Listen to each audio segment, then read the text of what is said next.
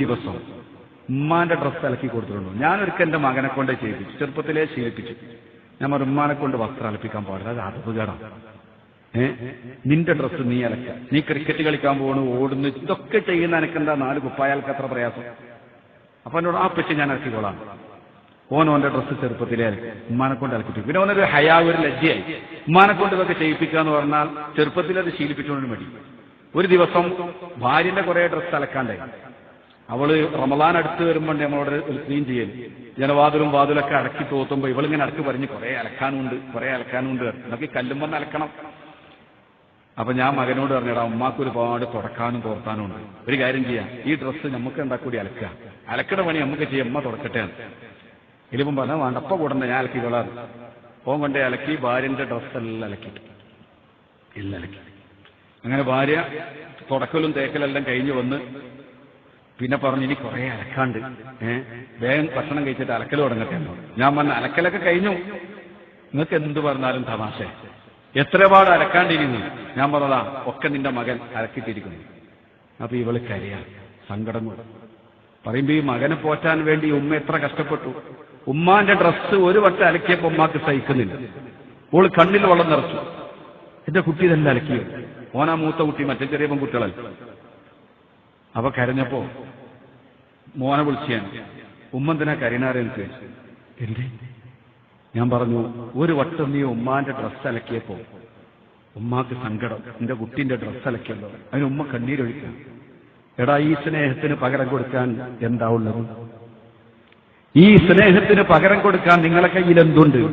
ഒരുപാട് കാലം നിന്റെ ഡ്രസ്സ് അലക്കി നിന്നെ പോറ്റി നിനക്ക് വേണ്ടി ഒരുപാട് കഷ്ടപ്പെട്ട ഉമ്മ, ഒരു പ്രാവശ്യം നീ ഉമ്മാന്റെ ഡ്രസ്സൊന്ന് അലക്കിയപ്പോ ഉമ്മാന്റെ മനസ്സ് കണ്ടു. ഈ ഉമ്മാന്റെ മനസ്സ് ഒരു കാലത്തും വേദനിപ്പിക്കരുത്. ഇപ്പൊ ഉമ്മാന്റെ കണ്ണീര് നീ ഒരു വട്ടം ഡ്രസ്സ് അലക്കിയത് കൊണ്ട് അവരൊരു പ്രചോദനം. പിന്നെ അലക്കാൻ പോകുമ്പോൾ ഏതെങ്കിലുമൊക്കെ ഉമ്മാന്റെ ഉണ്ടെങ്കിലും അവനങ്ങ് അലക്കിയത്, അതൊരു ഹിദ്മത്തായി. സത്യത്തിൽ ഉമ്മാന്റെ കാലിന്റെ ചൂട്ടിൽ ആ സ്വർഗം എന്ന് പറഞ്ഞാല് അത്രയും വലിയ ദർജയിലാണ് ഉമ്മാനെ ഇരുത്തേണ്ടത്, അല്ലേ? അല്ലാതെ ഉമ്മ നമ്മളെ ഡ്രസ്സ് അലക്കേണ്ട ആളില്ല. ഹബീബ് പറഞ്ഞു, അവസാന കാലഘട്ടം വരുമ്പോ അടിമയോട് പെരുമാറുന്നത് പോലെ പെരുമാറും. അൻതലിദൽ അമതു റബ്ബതഹ, അടിമ സ്ത്രീ യജമാനത്തിയെ പ്രസവിക്കും.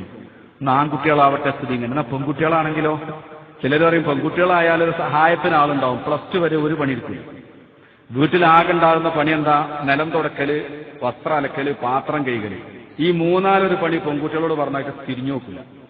മുറ്റടിച്ചേരാൻ പറഞ്ഞാൽ പറയും, ഉമ്മ എനിക്കൊരുപാട് എഴുതാണ്ട് അറിയും, അപ്പൊരു എഴുത്തിട്ട് വരില്ല. പാത്രം കഴുകാൻ പറഞ്ഞാൽ എനിക്ക് പാട് എഴുതാണ്ട്, ഒരുപാട് വായിക്കാണ്ട്. അങ്ങനെ നടന്ന് സ്കൂളിൽ പോകാൻ നേരത്ത് ബാത്റൂമിൽ കയറി ഡ്രസ്സെല്ലാം ആ ഡോർമലോട് അയച്ചിട്ട് ഓള് കുളിച്ചിട്ട് ഉമ്മാനോട്, ഉമ്മ സമയം ഒരു പാടായി, ഉമ്മ ഞാൻ അലക്കാൻ സമയമല്ല, പ്ലീസ് ഉമ്മ അലക്കണേ. ഓള് പോയി. ഈ പ്ലീസ് ഏതുവരെ ഉണ്ടാവും? 12ാം ക്ലാസ് വരെ ഉണ്ടാവും. 18 വയസ്സായ പിന്നെ കെട്ടിച്ചാൽ നമ്മൾ കരുതി, ഓ റാഹത്തായി. എന്ത് റാഹത്ത്? ഞോളെ ഹിദ്മത്തും ചെയ്യണം, പുതിയാപ്പളുടെ ഹിദ്മത്തും ചെയ്യണം. ഭക്ഷണമൊക്കെ റെഡിയാക്കി വെച്ച്, മോളെ പുതിയാപ്പളിനെയും കുട്ടിങ് വാ എന്ന് പറയുമ്പോ ഓന്റെ കയ്യും പിടിച്ചിങ്ങനെ വരും, തിന്നും, എണീറ്റു. ആ പാത്രം വരെ ചിലപ്പോൾ ഇട്ട് കഴിയില്ല. പിന്നെ ഓളെ കടമയൊക്കെ പുതിയാപ്പൾ നോക്കലാണ്. എന്നാലും ഉമ്മാക്ക് സങ്കടമല്ല, ഉമ്മ സന്തോഷത്തോടെ അത് സ്വീകരിക്കാൻ. ഇതൊന്നും നിങ്ങൾ വയസ്സാവുമ്പോ മറക്കരുത്. സന്തോഷത്തോടുകൂടെ ഉമ്മ ഏറ്റെടുത്തു. ഉപ്പ അതിന് കൂട്ടു നിൽക്കുകയാണ്. ഒരു പ്രശ്നം ഉപ്പാക്കൂല്ല, ഉമ്മാക്കൂല്ല. മക്കളെ കാര്യത്തിൽ റാഹത്താണ്. ഇങ്ങനെയൊക്കെ അമ്മയും ബാപ്പയും നോക്കി. പുതിയാപ്പള ഗൾഫ് പോയി ഒരാഴ്ച കഴിഞ്ഞാൽ ഇവള് വിളിച്ചിട്ട് പറയും, എനിക്കിവിടെ നിൽക്കാൻ പറ്റുന്നില്ല, എനിക്ക് ആകെ ബോറടിക്കുന്നത്. എന്ത്? ആരെടുത്തായി ബോറടിക്കണേ? ഇമ്മാന്റെ ഇപ്പാന്റെ അടുത്ത്. എന്താ വേണ്ടത്? എനിക്ക് നിങ്ങളെ കൂടെ അങ്ങ് ദുബായിലേക്ക് വരണം, ഇൻഷാ അല്ലാഹ് ഞാൻ പെട്ടെന്ന് ശരിയാക്കി തരാം. അങ്ങനെ വിസയൊക്കെ അയച്ചു, പാസ്പോർട്ടൊക്കെ റെഡിയാക്കി. ഉമ്മാക്കും വാക്കാം ഭയങ്കര സന്തോഷം, എന്റെ കുട്ടി ദുബായി പോവാ, മോള് പോവാണ്. എന്താ ഹാപ്പിയർ നിങ്ങൾ മക്കള് ഗൾഫ് പോവാന്ന് പറഞ്ഞാൽ. ഇതാണ് മാതാപിതാക്കളെ സ്നേഹത്തിൽ ലെവലേശം കളങ്കല്ല, ലെവലേശം. അങ്ങനത്തെ മാതാപിതാക്കളൊക്കെ ഈ മൂലക്കെ കിടക്കുന്നത്. കളങ്കമില്ലാത്ത ഈ മാതാപിതാക്കൾ മക്കൾ ഗൾഫ് പോവാന്ന് പറയുമ്പോൾ ഭയങ്കര സന്തോഷമാണ്. യാത്രയൊക്കെ ഉസ്താദിനോട് പറയുന്നത്, മോള് പോവാൻ ദുബായിക്കാ പോണെന്ന് പറയും. പോയാൽ എല്ലാ ഗൾഫാരെ പോലെ പോയതിന്റെ വിറ്റേന്നൊരു ഫോൺ ഉണ്ടാവും, ഞാൻ ഇവിടെ നിൽക്കണില്ല, അങ്ങോട്ട് തന്നെ വരികയാണ്. അത് പറയാത്തൊരു ഗൾഫാരനുണ്ടാവില്ല. നിങ്ങൾ ഓറോട്ടി മീൻകറിന്റെ ടേസ്റ്റ് ഒന്നും ഇവിടെ ശരിയാകുന്നില്ല, അത് പറച്ചിലേ ഉണ്ടാവുള്ളൂ. പിന്നെ ഫോണില്ല. പിന്നെ അവർ മറ്റൊരു ലോകത്തേക്ക് നീങ്ങി. പിന്നെ ഉപ്പാപ്പ ചോദിക്കും, അല്ല മോള് വിളിച്ചിരുന്നോ? എവിടെ വിളിക്കണ്? നിങ്ങളെ വിളിച്ചിരുന്നോ? എവിടെ? വിളില്ല. അധികം. അപ്പൊ ഞാനൊരു രക്ഷിതാവിനെ പെടുത്താള് ഒരു 2 മാസം മുമ്പ് മരിച്ചു. അയാളോട് ഞാൻ ചോദിച്ചു, നിങ്ങളെ മകന് സുഖം തന്നെയല്ലേ ഗൾഫിൽ എന്ന് ചോദിച്ചു. സുഖാണയക്കും എന്നാണ് എന്നോട്, നമ്മളെ മലപ്രകാരന സുഖാണയക്കും. അപ്പൊ ആ വർത്തമാനത്തിന് സുഖമല്ലല്ലോ. ഞാൻ ഒന്നും ചോദിച്ചില്ല. പിന്നെ അയാൾ ഇങ്ങോട്ട് പറഞ്ഞു, 4 കൊല്ലായി ഗൾഫ് പോലെ തുടങ്ങിയിട്ട് ഇതുവരെ എന്നൊരു വട്ടം കൂടി ഫോൺ ചെയ്ത് നോക്കിയില്ല. എന്താണ് ആ സങ്കടം എന്നറിയുന്നത്? 4 വർഷമായി മകൻ ഗൾഫിലാണ്, ഓന്നെതിരെ വിളിച്ചിട്ടില്ല. എന്താ കാരണം? ഓന്റെ പെണ്ണുങ്ങൾക്ക് ഇങ്ങനെ വിളിക്കും, വർത്താനം പറയും, ഓളോട് ചോദിക്കുന്നുണ്ടാവും എന്റെ വർത്താനം, പക്ഷെ എന്നെതിരെ ഓൻ ഫോണിൽ വിളിച്ചിട്ടില്ല. അപ്പൊ ആ പ്രായമുള്ള മനുഷ്യനൊരു ഫോണ് കാത്തിരിക്കുകയാണ് മകന്റെ. കാരണം മക്കൾ എപ്പോഴും ബാപ്പാക്ക് മകനാണ്.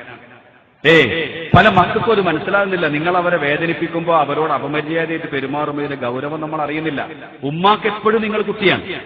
നിങ്ങൾ വിളിക്കാതിരുന്നാൽ അവരെ മനസ്സ് നോവും, അവർക്ക് സങ്കടം ഉണ്ടാവും. വിളിച്ചില്ല. വേറൊരുത്തനെ കണ്ട ഒരു ഗൾഫുകാരൻ. എത്രയായി? 5 കൊല്ലായി ഉസ്താദേ. സുബ്ഹാനല്ലാഹ്, പഹയ 5 കൊല്ലായിട്ട് ഗൾഫിലോ, നാട്ടിൽ പോവാതെ. അപ്പൊ പറഞ്ഞു, അതിന് ഭാര്യ മക്കളൊക്കെ എന്റെ കൂടെ ഉണ്ട് ഉസ്താദേ. ഓഹോ, അത് ശരി, അതാ 5 കൊല്ലോ. അപ്പൊ ഉമ്മയും ബാപ്പയോടെ? അത് നാട്ടിലാ. ഉമ്മാനും ബാപ്പാനും 5 കൊല്ലം ആ മുഖം കണ്ടില്ലെങ്കിൽ ഇവനൊരു കൂസലുമില്ല. ഉമ്മാനെക്കാട്ടി ചൊറുക്കുള്ള ഒരു പെണ്ണിനെ കിട്ടിയപ്പോ, അതാണ് ഈ ഭൗതിക ചിന്ത നമ്മുടെ കൽബിലേക്ക് കയറിയ പിന്നെ അതല്ലേ ഉണ്ടാവൂ. ഉമ്മാനേക്കാൾ ചൊറുക്കുള്ള പെണ്ണുണ്ടായ പിന്നെ ഉമ്മാനേക്കാണ്ട് ആവശ്യമില്ലത്. അപ്പൊ 5 കൊല്ലം അതിലപ്പുറം ഗൾഫ് നിൽക്കാൻ പ്രയാസമല്ല, ഭാര്യ മക്കളും കൂടെ ഉണ്ടെങ്കിൽ. മൻ ഫല്ലല സൗജതഹു വലാ ഉമ്മിഹി ഫഅലൈഹി ലഅനത്തുല്ലാഹ് ലാ യുഖ്ബലു മിൻഹു സർഫുൻ വലാ അദൽ ശഫീഉനാ റസൂലുള്ളാഹ്. മൻ ഫല്ലല സൗജതഹു വലാ ഉമ്മിഹി, ഉമ്മാനേക്കാൾ വല്ലവനും ഭാര്യയ്ക്ക് സ്ഥാനം കൊടുത്താൽ, ഉമ്മയേക്കാൾ ഒരു പദവി ഭാര്യയ്ക്ക് കൊടുത്തു കഴിഞ്ഞാൽ, ഫഅലൈഹി ലഅനത്തുല്ലാഹ്, അവന്റെ മേൽ അല്ലാഹുവിന്റെ ശാപമുണ്ട്. ലാ യുഖ്ബലു മിൻഹു അദ്ലുൻ വലാ സർഫുൻ, ഫർളോ സുന്നത്തോ ആയ ഒരൊറ്റ കർമ്മവും അവന്റെ ഭാഗത്തുനിന്ന് സ്വീകരിക്കയില്ല. നബിയുനാ റസൂലുള്ളാഹ്. ഉമ്മാനേക്കാൾ മഹത്വം, ഉമ്മാനേക്കാൾ ഒരു പ്രത്യേക സ്നേഹം ഭാര്യയ്ക്ക് കൊടുത്താൽ അവന് അള്ളാന്റെ ശാപമുണ്ടെന്നും അവന്റെ ഫർളും സുന്നത്തുമായ ഒരു കർമ്മവും അള്ളാഹു സ്വീകരിക്കൂല. ഇതാണ് ദീന്. റസൂലുള്ളാഹി സ്വല്ലല്ലാഹു അലൈഹി വസല്ലമ തങ്ങൾ പറഞ്ഞതാണ് ദീന്, അള്ളാഹ് സ്വീകരിക്കൂലാണ്. അപ്പൊ ഞാൻ പറഞ്ഞുകൊണ്ടുവരുന്നത്, ഇവള് പറഞ്ഞു എനിക്ക് ഗൾഫ് പോകണം, ഇവിടെ ബോറടിക്കണം, അങ്ങനെ ഈ പുതിയാപ്പളുടെ അടുത്തേക്ക് പോവാണ്. പോയി കഴിഞ്ഞിട്ട് പോണില്ല. കുറെ കാലം കഴിഞ്ഞു പിന്നെ വിളിയൊക്കെ നിന്ന്, കുറെ വിളിക്കാനാ പിന്നെയാണ് മടുക്കും, വിളിയില്ല. ഇവിടെ എന്റെ കുട്ടി എന്റെ കുട്ടി എന്റെ കുട്ടിയാണെങ്കിലും ബാപ്പിയും കഴിയും. എന്ത് വിളി, വളരെ അപൂർവം ചില സമയത്തുണ്ട്. ഇനി വിളിക്കുന്നൊരു സമയമുണ്ട്, എപ്പോഴാ അറിയാം? ഓക്കെ 8 മാസം 8 മാസം ആവുമ്പോൾ വിളിക്കും. ഇനി നമ്മൾ അടിമപ്പെടിനെ കിട്ടണം. അന്തലിതൽ അമത്തു റബ്ബത്തഹ, അടിമസ്ത്രീ യജമാനത്തിയെ പറ്റൂ. അങ്ങനെ തന്നെ അതിന്റെ അർത്ഥം. അന്തലിതൽ അമത്തു, അടിമപ്പെണ്ണ് പ്രസവിക്കലാണ്. റബ്ബത്തഹ, അവളെ യജമാനത്തിയെ. റബ്ബത്ത് യജമാനത്തി, യജമാനത്തിക്ക് ഗർഭായി. നീ ആള് വേണ്ട ഹിദമത്തിന്. ഉമ്മാക്ക് ലേശം കൂടി ആരോഗ്യം ബാക്കിയുണ്ട്, അങ്ങോട്ട് കൊണ്ടുപോകാൻ ഗൾഫ്. അവിടെയും പരമാവധി ഉമ്മാനെ ഉപയോഗപ്പെടുത്തുക. എല്ലാ മക്കളെ പറ്റിയല്ല, എല്ലാ അമ്മാനെ പറ്റിയല്ല നമ്മൾ ചർച്ച. അങ്ങനെ ചിലരുണ്ട്. എന്നിട്ട് 8ാമത്തെ മാസത്തിൽ ഫോൺ, ഉമ്മ എന്തേ മോളെ, ഉമ്മാക്ക് ദുബായി കാണണ്ടേ? എന്താ മോളെ ഇപ്പൊ അങ്ങനെ ചോദ്യം? ഉമ്മ ഇതുവരെ വിമാനം കയറിയില്ലല്ലോ. എന്താ മോളെ ഇപ്പൊ നീ അങ്ങനെല്ലാം പറയുന്നു? ഉമ്മ ബുർജ് ഖലീഫ കണ്ടിട്ടില്ലല്ലോ. അതെന്തെന്നാ സാധനം? ഇതിനെങ്ങനെ ആശ വെപ്പിച്ചു. അപ്പം ഓള് പറയാ, പുതിയാപ്പൾക്ക് നിങ്ങളൊന്ന് അങ്ങോട്ട് കൊണ്ടുപോകാനൊരാഗ്രഹം. ബുർജ് ഖലീഫ ദുബായി കണ്ട ലോകം കണ്ടുമ്മ. ദുബായി കാണാത്തോ ലോകം കണ്ടിട്ടില്ല. മോളെന്താ ഇങ്ങനെയല്ല സംസാരിക്കുന്നത്? മോൾ ആകെ മാറിപ്പോയല്ലോ. അല്ല, അടുത്ത ദിവസം ഒരു മമ്മ ഇങ്ങോട്ട് വരണം എന്നാണ്. അപ്പൊ എടി നമ്മളെ ഉപ്പേ, അത് കുറച്ചു കാലല്ലമ്മ. അങ്ങനെ മൂപ്പര് സംസ്കാരം കഴിഞ്ഞ് വന്നപ്പോ മോള് പറഞ്ഞു, മോള് വിളിച്ചിരുന്നു. എന്നിട്ട് എന്നെ ദുബായിക്ക് കൊണ്ടുപോയിട്ട് അവർക്ക് ഭയങ്കര സങ്കടം. ഞാൻ ബുർജ് ഖലീഫ കണ്ടില്ല, വിമാനം കയറിയില്ല, ദുബായി കണ്ടില്ല. മോളും നിൽക്കാൻ വിടുന്നില്ല. നിങ്ങളെ വാശി പറഞ്ഞാൽ. ഓഹോ. അപ്പൊ ഇയാൾ ചോദിച്ചു, നീ പോയാല് എനിക്കാരാളത് ഈ വയസ്സുകാലത്ത് ഒരു കട്ടൻ ചായ കുടിച്ചാൽ റാഹത്താവണമെങ്കിൽ നിന്റെ കൈ കൊണ്ട് കിട്ടണം. അങ്ങനെയല്ലേ ശീലായത്. പിന്നെ അയാളൊന്ന് ഒന്നുകൂടി ഒന്ന് ആലോചിച്ചിട്ട് പറഞ്ഞൊരു കാര്യം ചെയ്യും, നിനക്കൊരു ചാൻസ് കിട്ടിയതല്ലേ, നീ പോലെ ഇൻഷാ അല്ലാഹ്. അങ്ങനെ സമ്മതം കൊടുത്തു. അതാ പോണം. ദുബായി വന്നിറങ്ങി. ഈ പൊണ്ണും പുതിയാപ്പളിയും ഒന്ന് കൂട്ടിക്കൊണ്ടുപോ. ഇതാട്ടോ ദുബായി. ഞാൻ എങ്ങോട്ടാ കൊണ്ടുപോകുന്നത്? നേരെ ഫ്ളാറ്റിലേക്ക് കയറി. എന്താ പണി? ഫ്ളാറ്റിൽ കയറി കഴിഞ്ഞാൽ അമ്മക്ക് എന്താ പണി? പഴയ അടിമപ്പെണ്ണിന്റെ പണി. അന്തലിതല്ല അമത്തു. അമത്ത് പ്രസവിച്ചു, യജമാനത്തിക്ക് ഭക്ഷണം ഉണ്ടാക്കുന്നത്, വെള്ളം ഉണ്ടാക്കി കൊടുക്കുന്നു, കുളിക്കാൻ വെള്ളം ചൂടാക്കി കൊടുക്കുന്നു, എല്ലാ ഖിദ്മത്തും ചെയ്ത് ഉമ്മയായി. അങ്ങനെ അവള് പ്രസവിച്ചപ്പോ എന്തായി, കുഞ്ഞിനെ കുളിപ്പിക്കലും, ഇവളെ കുളിപ്പിച്ചു, ഇവളെ പോറ്റി, ഇവളെത്ര വലുപ്പാക്കി. ഇനി ഓളെ കുഞ്ഞിനെ ആരന്നെ ഈ ഉമ്മ തന്നെയാണ്. എവിടെയാണ് ഈ ഉമ്മാന്റെ സ്നേഹം പകരം വെക്കുക? ഇവൾക്ക് വേണ്ടി ഒരുപാട് ഉറക്കൊഴിച്ച മാതാവ് ഇനി അവളെ കുഞ്ഞിന് വേണ്ടിയും ഉറക്കൊഴിക്കാൻ. അവള് പറയും, മോൾ ഉറങ്ങിക്കോ, കുഞ്ഞിന്റെ അടുത്ത് കിടക്കട്ടെ, ഞാൻ നോക്കാം. മുല കൊടുക്കേണ്ട സമയമാകുമ്പോൾ മോളെടുത്തൊന്ന് കൊണ്ടേ കൊടുക്കും. ബാക്കി ഉമ്മ വെച്ചുകൊണ്ടിരുന്ന് താരാട്ട് പാടി ഉറക്കി അതിന്റെ കാഷ്ടിച്ചതും മൂത്രിച്ചൊക്കെ കഴുകി വൃത്തിയാക്കി. ഉമ്മാക്ക് ഉറക്കൂല്ല, ഊണുമില്ല. ഇവളെ നല്ലപോലെ നോക്കി എണ്ണെല്ലാം തേച്ച് കുളിപ്പിച്ചു കൊടുത്തു, നല്ല മുൻചത്തിയാക്കി. കുഞ്ഞൊക്കെ ഉഷാറായി. അൽഹംദുലില്ലാഹ് നല്ല റാഹത്തിലും എല്ലാം ചെയ്തു കൊടുത്തു. ദുബായിൽ നിന്ന് ഉമ്മാക്ക് പണിയം തന്നെയാണ്, അടിമപ്പെണ്ണെടുക്കുന്ന പണി തന്നെ എടുക്കുക അല്ലേ? എന്തിനാ കൊണ്ടുപോയത്? ബുർജ് ഖലീഫ കാണിച്ചു കൊടുക്കാൻ, ദുബായ് കാണാൻ. ജോലി എന്താണ്? അടിമപ്പെണ്ണാൻ തരിതല്ല അമത്തു റബ്ബത്തഹ, അടിമപ്പെണ്ണ് യജമാനത്തിക്ക് വേണ്ടതൊക്കെ ചെയ്തു കൊടുത്തു. 3 മാസമായി. തടിച്ചു കൊഴുത്ത് ആപ്പിള് പോലെയായി പെണ്ണ്. പുതിയ ആപ്പിൾക്ക് ചവിട്ടുറക്കണില്ല, ഇടക്കിടക്കൊന്ന് വരും, കുഞ്ഞിനെ കാണാൻ വരും. അപ്പോൾ വച്ചേ ഉമ്മ പിന്നെ ഒരു കട്ടുറും പായി. ഇനി എന്താ ഉദ്ദേശം? ഇനി എങ്ങനെയെങ്കിലും ഉമ്മ എന്ന് പറഞ്ഞ ശല്യാണ്ട് ഒഴിവാക്കി കിട്ടണോ? കാരണം ഫ്ളാറ്റിൽ അത്രയ്ക്കല്ല സൗകര്യം ഉണ്ടാവുള്ളൂ. 3 മാസമായി കഴിഞ്ഞാൽ പിന്നെ പെണ്ണുങ്ങളുടെ ചുറുചുറുക്ക് ഏറ്റവും അതിന്റെ മൂർധന്യ ദശയിലെത്തുന്ന സമയമാണ്. പെണ്ണുങ്ങൾക്ക് പ്രസവിക്കാൻ തോന്നലിനെപ്പോഴാണ്? ഈ കിടത്തത്തിന്റെ സുഖം ആലോചിച്ചത്. പെറ്റിട്ടുണ്ട് ഒരു 3 മാസം അനങ്ങാതെ തിന്നൊരു കിടത്തം. അത് കാണുമ്പോൾ ആ പെണ്ണുങ്ങൾക്ക് വീണ്ടും പ്രസവിക്കാൻ ഒരു ആശ വരും. ഇനി ഉദാഹരണം പറയുകയാണെങ്കിൽ, ഒരു പെറ്റെടുക്കുന്ന പെണ്ണിനെ കാണാൻ നിങ്ങളെ പെണ്ണുങ്ങളെയും കൂട്ടി പോയി നോക്കി. നിങ്ങൾ ഓളെ കിടത്തും സുഖമെല്ലാം കണ്ടാ അവിടെ വന്നിട്ട് പറയും, അല്ല നമുക്ക് ഈ 2 മക്കൾ മതി, ഒരു കുട്ടി കൂടി വേണ്ടേ? എന്തേപ്പാ ചോദ്യം വരാൻ കാരണം? ഈ കിടത്തത്തിന്റെ സുഖം ആലോചിച്ചിട്ടാണ്. സുബ്ഹാനല്ലാഹ് അല്ലേ? പൊതുവെ അങ്ങനെയല്ലേ? അത് കാണുമ്പോൾ നമുക്ക് ആശയായി. അല്ലെങ്കിൽ ഒരിക്കൽ പ്രസവവേദന സഹിച്ച പെണ്ണുണ്ടോ പിന്നെ പ്രസവിക്കാൻ നിൽക്കുന്നു? ഈ കിടത്തത്തിന്റെ റാഹത്താണ്. അങ്ങനെ എന്ത് ചെയ്തു? 3 മാസമായി. പുതിയാപ്പളയും സബൂർ ചെയ്യാൻ തുടങ്ങിയിട്ട് കുറച്ച് കാലമായി. ഇവിടെ അടുങ്ങുന്ന അതിസുന്ദരിയായി. ഇനി എങ്ങനെങ്കിലും ഉമ്മാന്റെ ഈ ശല്യം ഒന്ന് ഒഴിവാക്കിക്കണം. അതിന് ഇവിടെ ചെയ്യുന്ന ഹിക്മത്ത് എന്താണ്? ഒരു സ്വപ്നം കാണലാണ്. ഉറക്കത്ത് കാണും. പിറ്റേന്ന് രാവിലെ സുബൈക്ക് പറയും, ഉമ്മ എന്തേ മോളെ, എന്തേ? ഞാൻ ഇന്നലെ ഉപ്പാണ് ഉറക്കത്ത് കണ്ടു കയറി. സുബ്ഹാനല്ലാഹ്, ഉപ്പാക്ക് ഒന്നുമില്ലമ്മ, ഞാൻ സ്വപ്നം കണ്ടതാ. അല്ല മോളെ, നല്ല സ്വപ്നം തന്നെയല്ലേ?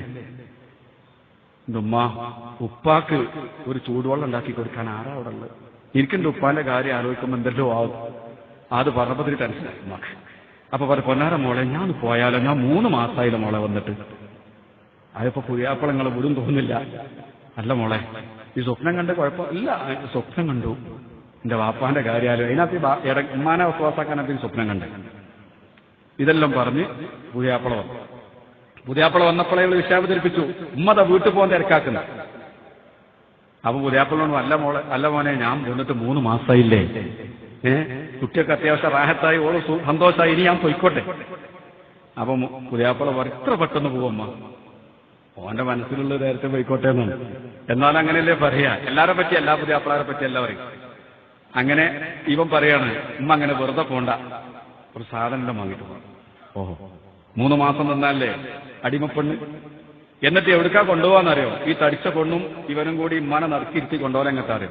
ഗൾഫിലുണ്ട് ഒരു കട, കുല്ലു ഷൈഇൻ റിയാലൈൻ, കുല്ലു ഷൈഇൻ റിയാലൈൻ, എന്തെടുത്താലും 2 റുപ്യ. ഇവിടെ പറയും, ഉമ്മ വേണ്ടത് എടുത്തോളി, എന്ത് നോക്കണ്ട, പൈസ ഒന്നും നോക്കണ്ട, വേണ്ട എടുത്തോളാം. എന്നിട്ട് ഈ സാധുവിന് കുറെ സോപ്പ്, കുറെ മുടിമ കൊടുക്കുന്ന സാധനം, ഇങ്ങനത്തെ കുറെ പാത്രം അരക്കണവും കഴിയണം, അതൊക്കെ വലിയ പാക്കറ്റായിരിക്കും. ഇങ്ങനെ കുറെ സാധനം വാങ്ങി കട്ടാക്കി അതിനങ്ങോട്ട് പോകും. എന്തേ കിട്ടിയേ?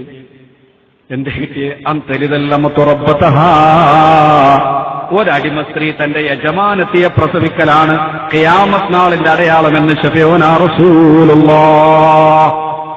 മാതാപിതാക്കളോട് ഒരടിമകളോടെന്ന പോലെ പെരുമാറും എന്ന് പറഞ്ഞാൽ മക്കളുടെ സുഖത്തിനും സൗകര്യത്തിനുമുള്ള ഒരു ചവിട്ടുപടി, ഒരു കാവൽക്കാരൻ, ഒരു കാവൽക്കാരി എന്നതിൽ കവിഞ്ഞൊരു പദവി മാതാപിതാക്കൾക്ക് കൊടുക്കാത്തൊരു കാലഘട്ടം വന്നാൽ അത് ഖിയാമത്ത് നാളിന്റെ അടയാളമാണെന്ന് ശഫീഉനാ റസൂലുള്ളാഹ്. അപ്പൊ ഞാൻ പറഞ്ഞത് ദീന് അതാ.